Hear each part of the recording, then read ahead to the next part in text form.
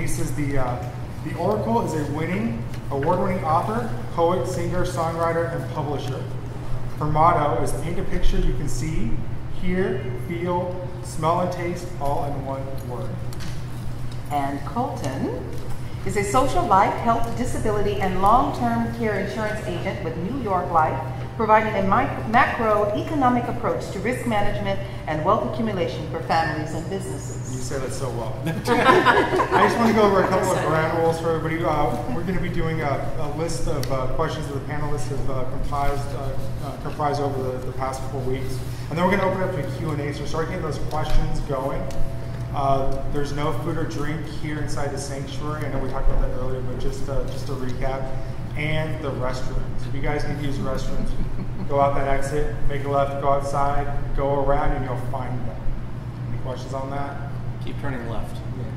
Keep turning left. You'll eventually make a circle. And you're going to introduce our panelists, right? Yes, I am. First, we're going to start with the wonderful lady who made it this evening all possible, Mrs. Jennifer Oliver O'Connell. It says that Jennifer is a writer, software consultant, reinvention coach, and yoga instructor. I'm going to have to talk to you about that. She blogs at As the Girl Turns and is the Los Angeles Faith and Community Examiner for Examiner.com and is the YL columnist for World Radio Online. Jennifer founded Tuesdays with Transitioners, a support group for those who have been laid off, downsized, or are looking to make a career transition. Because of her work with job seekers, Jennifer was asked to be a part of the Jobs Club panel in Washington, D.C., hosted by the United States Secretary of Labor's Office of Faith-Based Initiatives and Neighborhood Partnerships. Jennifer is also the co-founder and co-chair of Career Camp International, a unconference. Now that's interesting. I'm going to ask you about that. The unconference that helps participants build the careers they deserve. Jennifer speaks at other job clubs and career venues on such topics as 10 things to do while you're looking, rethink, refocus, and reinvent, and how to build an enduring career reputation and career branding and you. Sounds like you two have something in common. Next we have, sitting right next to her, Mr. Douglas E. Welch. Douglas is a writer, social media guru, and the host of Career Opportunities and several other podcasts and blogs. These include Career Opportunities, helping to build the career you deserve, Technology IQ, Careers in New Media, My Word, and A Gardener's Notebook. His work has been published in Wired, Macworld, and Los Angeles Times. Douglas is also the founder and chair of Career Camp International, a unconference that helps participants build the careers they deserve. It says here that he has written and produced over 300 individual episodes and conducts podcasting seminars for schools and businesses. We have two others on our panel, and she is smiling at me, such a beautiful smile. Her name is Susan M. Baker. Susan M. Baker is an actress, producer, and owner of Escape Hatchet, which offers ideas, guidance, tips, tools, and resources to both aspiring and established service-based solopreneurs, and we're going to get into that. I really like that title, solopreneurs and creative artists. Susan does this by helping you hatch or bring into being your escape plan. And it says here, plan you will put into action step by step to escape your current bad situation and achieve your desired goal, one dream at a time. And finally, I will not say last but not least, but I've had an opportunity to speak with this wonderful lady out in the foyer, and she is phenomenal. This is Miss Marla Dennis. Marla Dennis is a 22-year entertainment public relations expert and now social media strategist, personal branding expert. She coaches and mentors entertainment professionals, writers, directors, producers, but not just the folks in the entertainment field. She also coaches dentists, women entrepreneurs, and other lifestyle business owners in strategic personal branding for social media success. Her vast experience in designing personal brands and marketing for celebrities, visual and performing artists segued into the world of entrepreneurship only 3 short years ago. So she is definitely a testimony to how you can make social media work for you. And ladies and gentlemen, it says she inspires imagination and possibility thinking. She guides positive-minded, highly motivated, results-oriented, creative entrepreneurs and dentists, I love that, how to clearly communicate an authentic personal brand that builds quality online communities for higher revenues supported by universal law principles. What that means is she coaches you how to be more conscious in your intentions, smarter and streamlined with your strategies aligned with the law of increase for all. Ladies and gentlemen, I present to you our panel for this evening. Success in your career. Social media. I'm going to open up the first question to the general panel. As an artist or a business owner, an employer, a job seeker, why is social media of importance? Why social media? Why is it of importance? I would say, I mean, simply put, social media is fast becoming what software and computer literacy was 10, 15 years ago, up to now. And we put a blog post up on the blog a little while ago with the two co-creators of Blog World, which is a huge, and now new media, they've attached that on there as well, who have a very successful conference every year. They were talking about that very thing, and they're saying, you know, it's happening now, but 5 or 10 years into the future especially, it'll be sort of what knowing Microsoft Word and Excel, or even knowing just how to operate a basic computer is over the last 10 years. So it's sort of something you've got to get in your toolbox, because if you don't have it, it'll make you less and less employable. But also, if you're a solopreneur, which is what I deal with, or you're an entrepreneur, you won't, you know, without being on a cutting edge of business, without knowing what's going on and what's really getting results for people, you can't compete. So those would be the reasons I see. Yeah, it's about marketability. It's about making yourself stand out against the noise, against the competition. And social media is a wonderful way of doing that. There's a colleague of mine who is a hairdresser, and someone found him on Yelp, and all he had was a picture and just a blurb about his mission in life. He said he even casually just threw it up, But she chose him because of that. Out of all the hairdressers she could find in Orange County, California, she decided on him because of his mission statement. Now, if he had not been on social media, would that have happened? No. And I believe more and more it's getting to the point where that's how you make yourself relevant, that's how you make your mark, and people really are looking for you. And it makes it easier for those who are of your interest and who value what you do to find you. Social media allows, because I'm a podcaster as well, if you don't know what that means, podcasting is a way of delivering radio and television-like programming over the internet rather than over the airwaves. But one of the things that is so important to me about social media and what I call new media, which includes all the audio and video and everything else, is it allows an unmoderated communication between you and your audience. And I know most of us think that only actors and musicians care about an audience, but the fact is we all have an audience. There's someone out there who wants to hear what we have to say, whether it's the hiring person at a company or it's someone who wants to hire you as a consultant, whatever, we have an audience. Social media allows us to talk directly to them. There's no gatekeepers, there's no editors at the newspaper, there's no producers at the television station, no news producers at the TV station. We can go directly to our audience. And I think that in itself is one of the most powerful aspects of social media, is that direct connection we can have now. Amen. Boy, is that the truth? Yes. Really, very, very true. I do preach And I hear witness. I do preach sometimes. I hear you. I do preach sometimes, I must admit. You know, importance to me is an understatement, because, you know, I'm always speaking from the point of view of an entrepreneur, that whether you're a business owner, whether you are an artist, like you were saying. So keep in mind, it is not an option.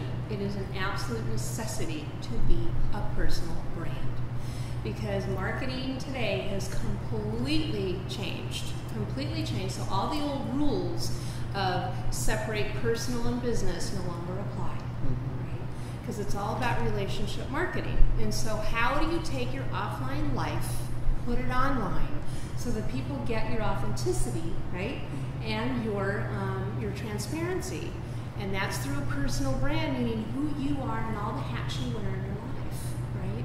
Because the first thing that people want to know is who you are so that they build the know, like, and trust factor before they even choose to hire you or buy your product or buy your service. And by doing that, now you're building, like what Doug was saying, is your own audience. And there's a strategy that is very, very important to that, meaning who you bring into your friend community, who you choose to follow you. You have the luxury, the absolute luxury of building your own audience so that you grow and you then help transform lives through your expertise. That's awesome. And I will say, it's tough. I always see this on people's faces when you mention the word audience. They're like, not me, I don't have an audience. What do you mean? Because you've been told for so long that, no, your job is to keep your head under the radar, stay safe, stay stable, stay in this one position, don't do anything outlandish, or you'll be singled out as the person to get laid off or fired or whatever. And so I find it very hard to kind of bring people around to the concept of, no, you need to stand up. You need to be the nail standing up on the floor and get attention. Get the attention. Susan, you had something. No, yeah. I was going to add the other two, the things that really pop out to me is that social media has been called the great equalizer, and that, particularly from my viewpoint, where I come at it from solopreneurship, is that solopreneur is never going to be able to compete advertising-wise with a major corporation.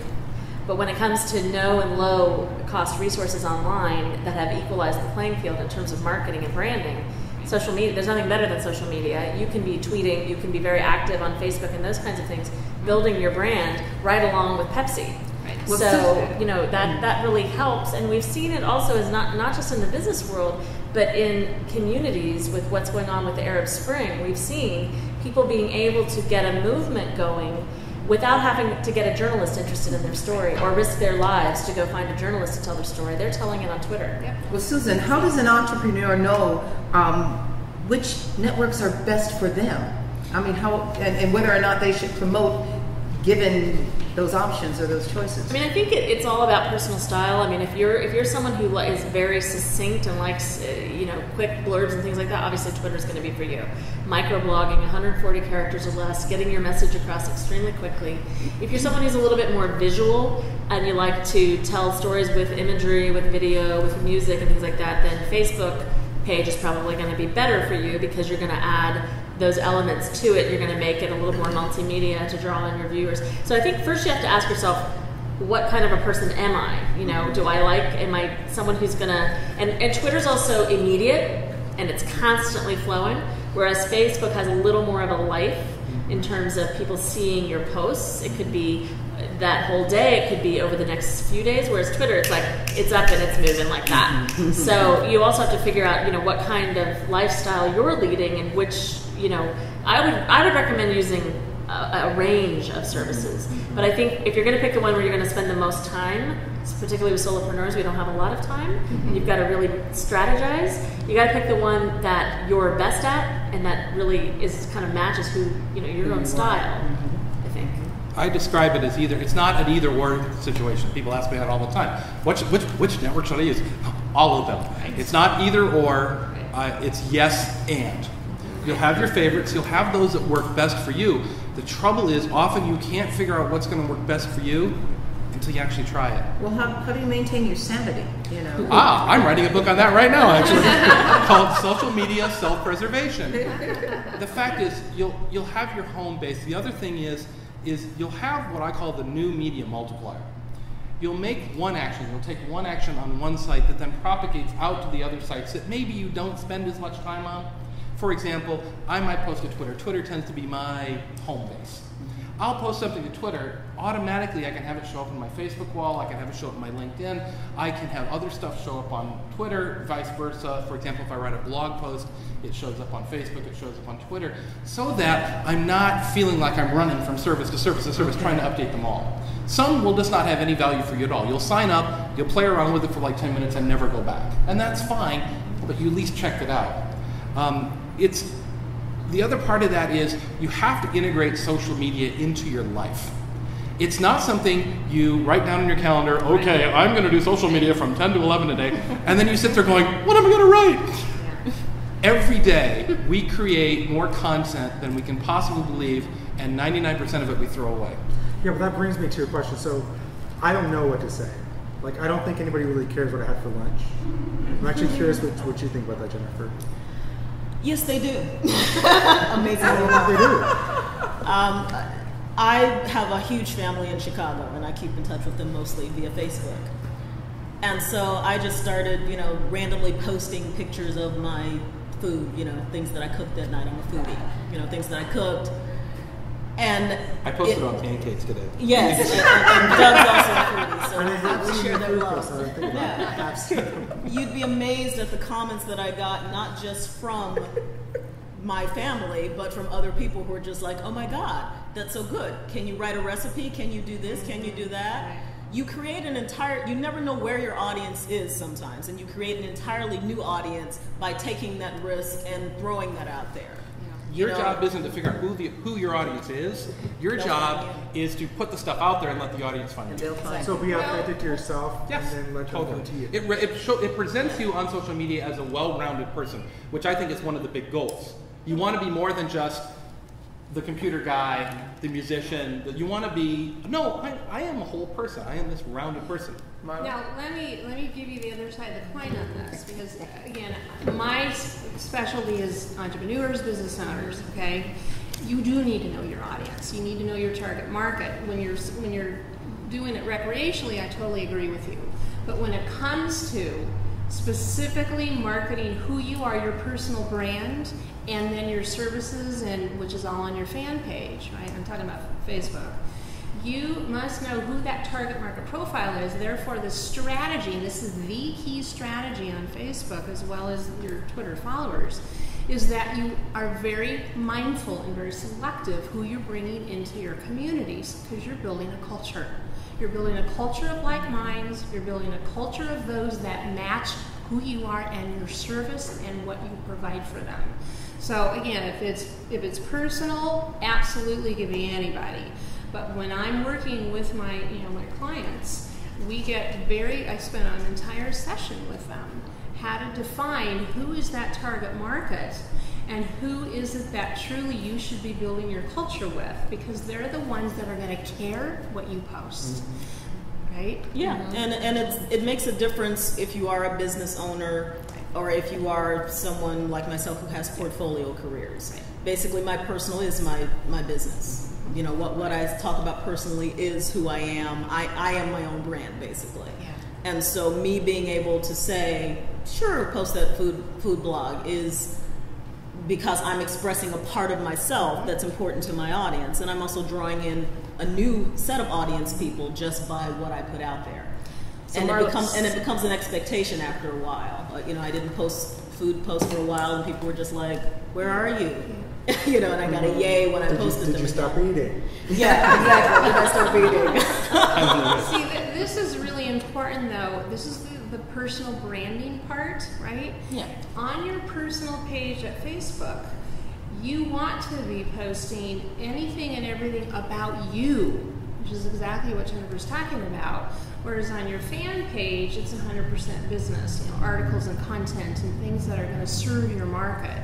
But when you're delivering your personal brand, who you are, absolutely post the most common topics, cause the most interaction. That was a question I was going to ask, is how can small talk on Facebook and Twitter be of any real benefit to an entrepreneur? Yeah, it's a great question. And here's what happens. Somebody posts, something like, I'm really frustrated on this darn QuickBooks program. I have no idea what I'm doing. Mm-hmm. Or I just finished this Italian dinner. I absolutely love, Italian food. Another one is, my daughter's getting married and I can't believe it. I've got so much to do with her. Well, guess what? Those everyday small talk are actual businesses. Mm-hmm. And those are people that if you see that post in Twitter or you see it on Facebook, guess what you get to do? If you're a QuickBooks coach, if you're an Italian restaurant, if you're a wedding planner, guess what? You now have potential new clients, right? Or you know somebody that does that and you can refer them. I've booked work off of Twitter. Yeah. One of the things I would firmly believe in is that you share as much of your knowledge as you can, because a phrase I always repeat, and the phrase I repeat is you have to tell people what you do and how well you do it. Yeah. One of the ways I do that is I answer questions. Because, and people will often say, oh, don't you give away too much? So you and pose questions, right? Well, I will actually answer questions as I see them in my feeds. And people often say, well, won't you give away too much? Just to address, kind of the money-making aspect of things. The fact is, over Twitter, you can't give away too much. One or two interactions, and they're like, oh, just come fix it for me. and you'll find that as well. But the fact is, there's this huge amount of questions out there, many of which you can answer, and many of which can lead to opportunities that you can only dream about today. Oh my gosh, it's just abundant. And on the other side is when you're posting, right? You want to make sure, because it's all about engagement. It's not about talking at people, it's talking with them. So what you want to do is pose questions besides answer them. So as you are, posting whatever it is that you're going to post about, end it with a question. What do you think? Or have you experienced this? Or something to that effect, because the more interaction you have, right, not only the relationship gets to be built, but also then the algorithms of Facebook, the technology will put you up higher in the top news. So am I hearing this correctly? So if you're an entrepreneur, the idea is to not be worrying about what you're putting down, little small tidbits, but farm what everybody else is doing, go out there and seek, and then answer those questions. I think it's a big part of it. That's really what it's you not guys all are of it, doing. but definitely. So you've got to start looking at what other people are doing at their small time. There's an entire And site. find a way to engage that way. There's a couple sites called Quora and Namesake that are basically Q&A sites. People go there and they say, I'm going to Sicily, what should I see? I need a bookkeeping program. Which one should I use?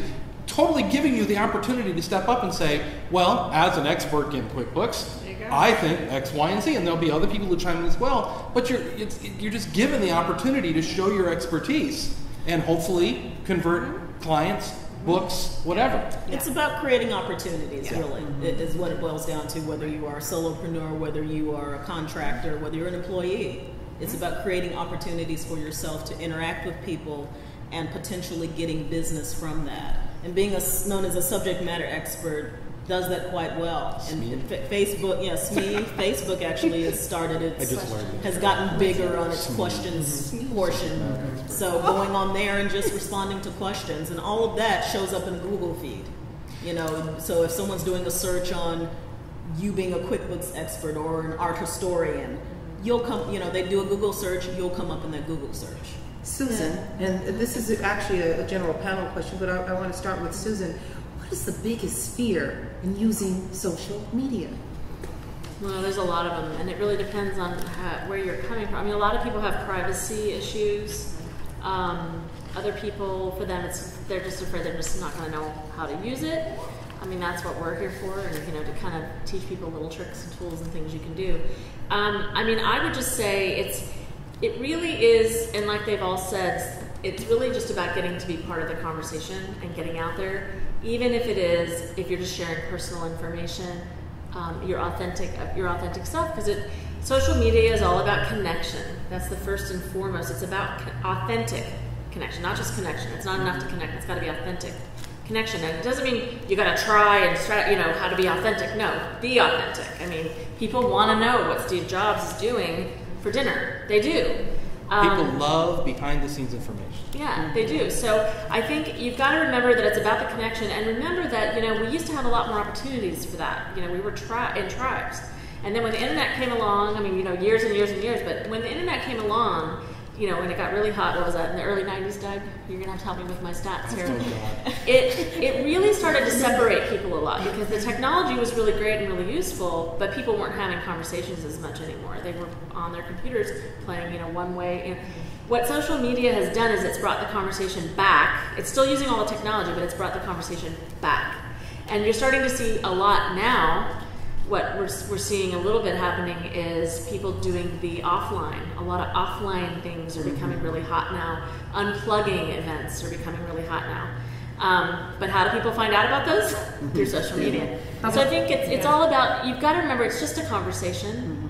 It's a little different when you're a solopreneur because you are marketing and branding. But even as a job seeker, as an individual, when you're building the brand that is you, as Jennifer says, we are all brands, believe it or not. It's about just having conversations, talking to people in a way that feels authentic for and you. as we said earlier, though, the concept is it is a new world, and ignoring social media is much akin to the people who ignored the telephone when it came out. Yeah. We're not at the situation. television. We're not at the situation of a fad anymore. It is now, just like the internet itself, become an integral part of our lives, and we can't ignore that. We can manage it. We can control it. We can put stuff out there on our terms. But the fact is, and you can decide not to do it. But you have to be very clear at what limits that's going to place on you if you don't engage. There's always you always have the choice of not doing it, but be aware of the old phrase, cutting off your nose to spite your face. You know, what you're losing there if you don't do it. Just do it on your terms. Yeah. The biggest thing I'm sorry. Go ahead. I'll tell you the number one fear, really, in my experience with all the clients, is people living in a fishbowl. Okay, people living in this fishbowl, and they are so in fear. And this is what happens when I first start working with my clients about a personal brand. It's like, how do I present myself in a savvy, sophisticated manner, right? And showing up, their fear is showing up in a negative light. Like, I don't want to be judged. I don't know what to put up. I don't know what to say. I don't know. And so that's why a personal brand and being real clear on who you are is paramount, because then it gives you confidence. And I'll tell you, I've seen transformation after transformation with clients that started with me. Literally, I had a client, and I've got a new e-guide that I've put together that tells her story. She literally had behind her photo on Facebook was a rock. It was a gratitude. It said gratitude is quite pretty. You know, it said gratitude. And we laugh about it today that she used to hide behind a rock. And she was a really powerful salesperson. She had a big, direct sales organization, and she was in fear of showing up in the wrong way, right?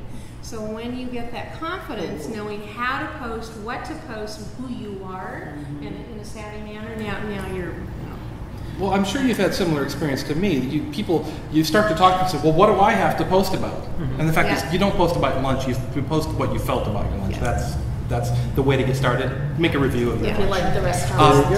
But we can talk to people for 5 minutes, and they will proclaim. They will just say, no, I have nothing important to say. It's like, if you don't have anything important to say about your job or your life, you have bigger problems. We'll leave it there. Within 5 minutes, we can list an entire page of stuff that they could write about. That's right. That's neat and interesting that people want to hear about. We're very bad judges of what other people find interesting about our lives. Most definitely. I do a game with my job seekers with Tuesdays with Transitioners of basically just throwing out, well, what did you do this week? And what did you talk about? And who did you talk to? And out of just that mental game, that personal game, you can come up with 20 topics that you could post on social media, or topics for a blog post. You'd be amazed at how many people would be very interested in reading what you have to say if you bother to get yourself out there and say it. The biggest fear I find is, oh, well, what about security? What about this? What about that? And I always say, you're not going to go out your house without locking the door, are you? You're going to lock your car. You're going to have an alarm system. You do the due diligence in your personal life. Do it in your online life as well. It's about, it's just not something that's just going to wash over you and overtake you. You can manage it. Pay attention to, I know they change it 5 million times, but pay attention to Facebook security settings. Pay attention to what goes on with Twitter. Pay attention to who wants to friend you. Right. Look them up. See if they're legit or not. It's all about management, and the way you take the time to manage your career and your household, you do the same with your online presence. Now, something that I say about the privacy setting, first of all, if you can figure out Facebook's privacy settings, you're a better person than I am, because I can't figure them out. I've been doing this for 25 years. The way I've always entered into the online world, and I don't know how this came about, but it's just the way I've always faced it. Everything I put online, no matter what service, where it is public. If I don't want it in public, if you don't want your mama to see it, don't put it online, okay? Exactly. Good general rule, okay? And I find it best to think about social media in that way. Yeah. It's everything you put out that's public, because even with Facebook, it's so easy for something to get reshared, to get copied and pasted, to get sent along, to get forwarded. there's so many holes in that security wall that I think you're better just ignoring and just saying, no, it's all public. But it's more about a mindset. Yes. It's like, it's about being active. As a yoga instructor, we talk about activate your hands, activate your feet, ground in. You're taking active stances and active postures, and that's the way you're able to do the postures. It's the same thing with your social media life and your career. Be active and proactive as opposed to passive. You're controlling it, it's not controlling you. See, we're